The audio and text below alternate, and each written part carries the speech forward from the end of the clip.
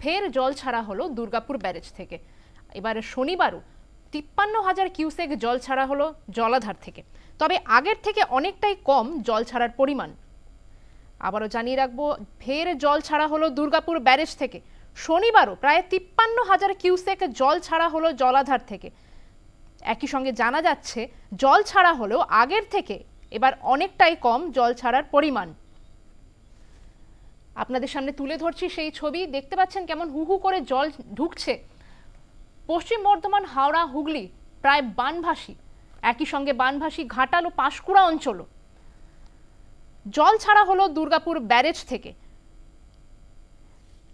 বন্যা পরিস্থিতির মধ্যেও জল ছাড়া হচ্ছে এবং শনিবার সকালে, যেমনটা খবর পেয়েছি আমরা, শনিবার সকালেও ৫৩,০০০ কিউসেক জল ছাড়া হলো দুর্গাপুর ব্যারেজ থেকে। দক্ষিণবঙ্গে এখন বন্যা পরিস্থিতির নজরে পড়ছে। জল থই থই পরিস্থিতি হয়ে গেছে দক্ষিণবঙ্গে। এ সত্ত্বেও ফের জল ছাড়া হলো দুর্গাপুর ব্যারেজ থেকে। যেমনটা খবর পাওয়া যাচ্ছে, শনিবার সকালেও ৫৩,০০০ কিউসেক জল ছাড়া হয়েছে।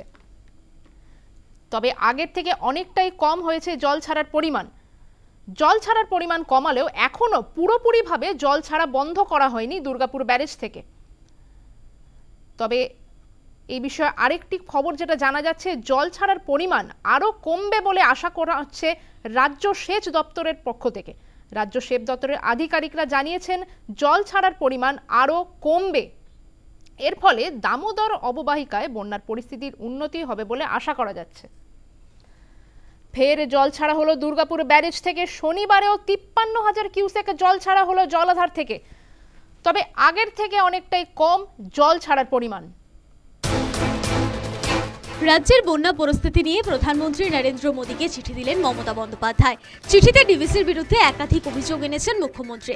মুখ্যমন্ত্রী লিখেছেন, ২০০৯ সালের পর সবথেকে ভয়াবহ বন্যা হয়েছে এবছর।